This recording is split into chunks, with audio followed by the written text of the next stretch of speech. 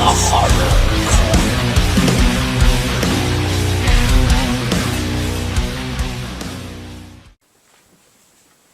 10 days.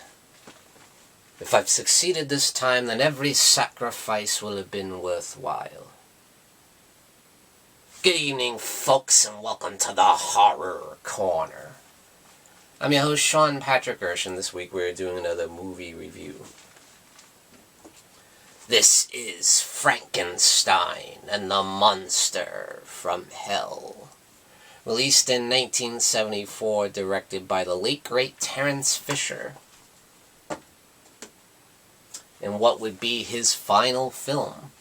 So how poetic that it's a Hammer film starring the great Peter Cushing, who he's worked with so many times over the years. This also marks the final film in Hammer's Frankenstein saga. So, is it a fitting end? I'd say yes. I do think it's a solid entry in the franchise, and it is a fitting end for the character of Dr. Victor Frankenstein, who Peter Cushing made famous back in 1957 with the great Curse of Frankenstein, the film that put Hammer on the map.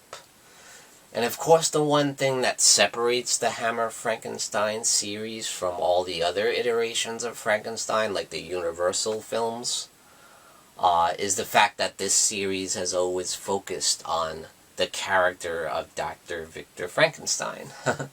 And there's no difference in this film as well. So what happens in this film is we meet this young guy by the name of Dr. Simon Helder. And he's into some similar experiments as Dr. Frankenstein. As a matter of fact, he's reading a book called The Collected Works of Victor Frankenstein. And he's robbing graves, and he's got his laboratory all set up with his eyeballs and human body parts. And he plans to resurrect a dead body. But he ends up getting caught by the police due to this grave robber, which a nice cameo from Patrick Troughton there. But he ends up getting thrown in the local insane asylum, which just so happens to have the great Victor Frankenstein, who works there as their surgeon, under the alias of Dr. Carl Victor, because of course Frankenstein's supposed to be dead. As he seems to be in every film. Everybody thinks he's dead in every film. And he always manages to survive. And one of the few nods to previous entries in the franchise, we do see that Dr. Frankenstein no longer can use his hands for surgery because they're badly burned. And that's because, of course, at the end of Frankenstein Must Be Destroyed, he had been thought to have died in the fire. And he was badly burned in his hands. So, what happens in the film is Dr. Frankenstein, basically the reason he works there and has so much pull at the asylum is because he's blackmailing the director by the name of Adolf Klaus. He finds out that Dr. Adolf Klaus is a philanderer, he's a womanizer, he's sleeping with the inmates, you know. He's kind of a perv, and he did actually attempt to rape his young daughter by the name of Sarah, who is traumatized by those events, and she is now mute. Which is kind of unfortunate in this film, because she's played by the beautiful Madeline Smith. Kind of wish she had, more lines, but she is mute through most of the film. She still does a great job. Even in rags, she's gorgeous, Yes, Dr. Simon Helder ends up working as Dr. Frankenstein's assistant. And he helps him take care of, the patients in the sanitarium. But he also finds out that Victor is still up to his old tricks behind the scenes. He kind of stumbles upon one of Dr. Frankenstein's creations, the monster from hell. And he's got the monster locked up in this prison cell. And the monster in this film is like this giant, hulking, like, ape-man, you know, kind of definitely a different look for the monster than we've seen before. But yeah, David Prowse just does a fantastic job, and I can see why from this film that they chose him to play Darth Vader, you know, because his mannerisms, his acting in this film, even though he has a limited amount of lines to work with, he still does a great job in portraying that inner turmoil. So yeah, what happens is there is a brilliant professor that is committed there at the asylum. I guess he just went crazy and became a dangerous, like, killer, you know. So the plan is basically to transplant his brain into the brain of the monster. So the monster was another inmate that was just this insane guy that was just an animal, you know.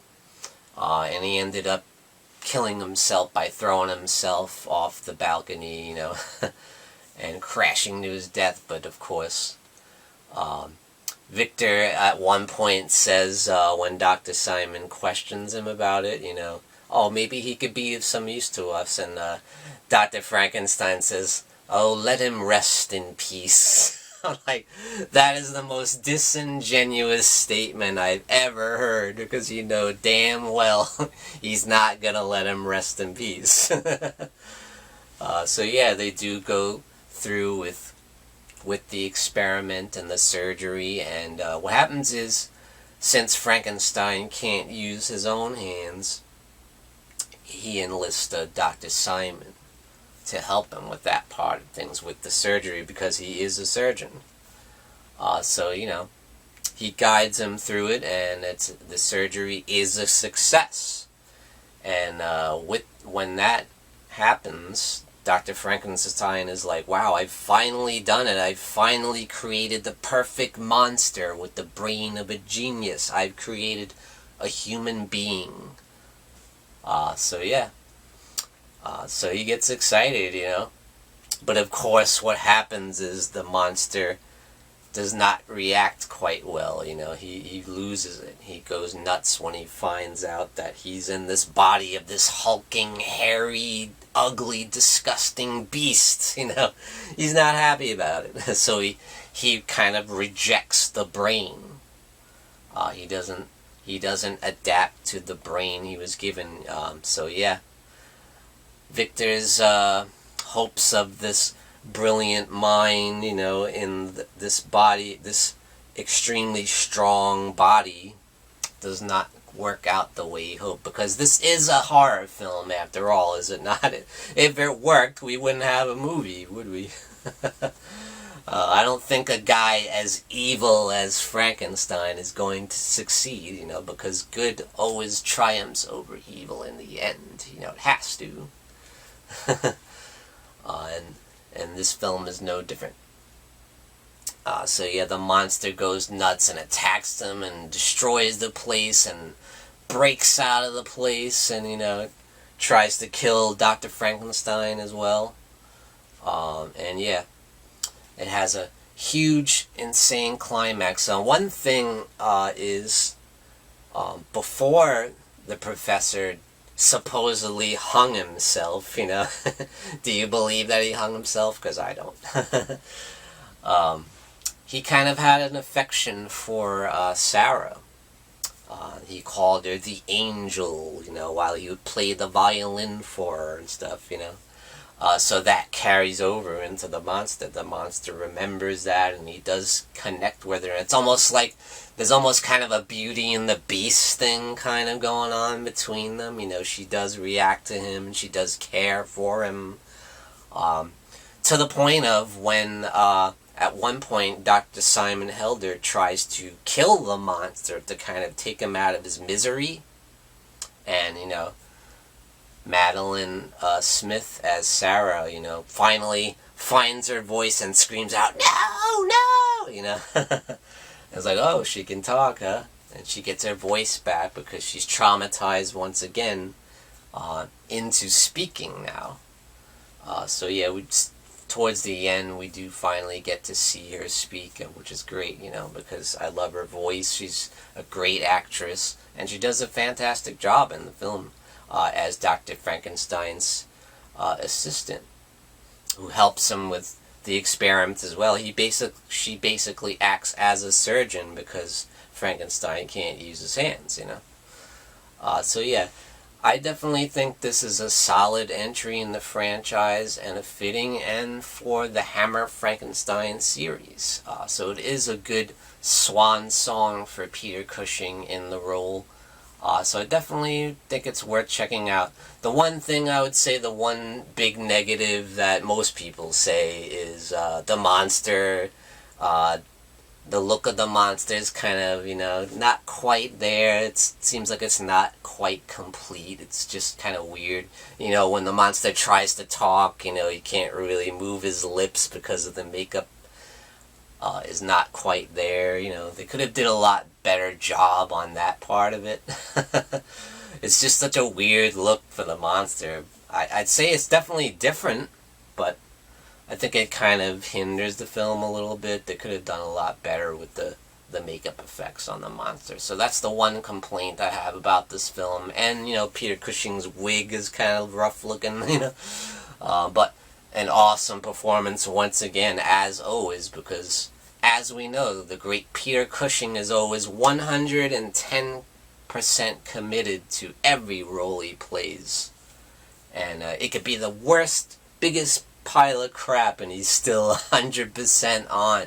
And that's why he's one of my favorite actors of all time. So absolutely love Peter Cushing in the film, love David Prowse in the film. It's a great cast. Some great cameos from Patrick Troughton, Bernard Lee, who plays M in the James Bond series. So yeah, definitely a fitting end for the franchise for me. So definitely check out Frankenstein and the Monster from Hell. And thank you for joining me, Sean Patrick Urshan, in the Horror Corner. Tune in and stay scared.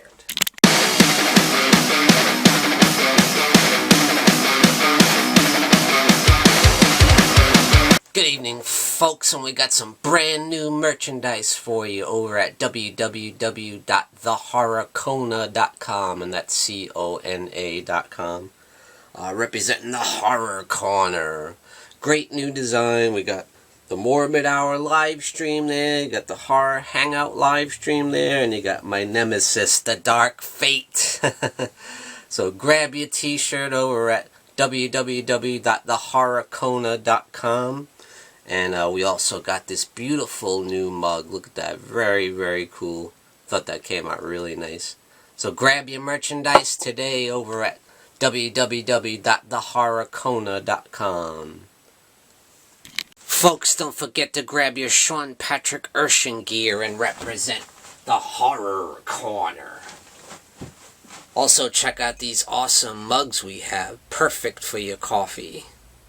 And definitely check out the Horror Hangout live stream t-shirt and represent the legacy of the Horror Hangout. Check out the link in the description below this video.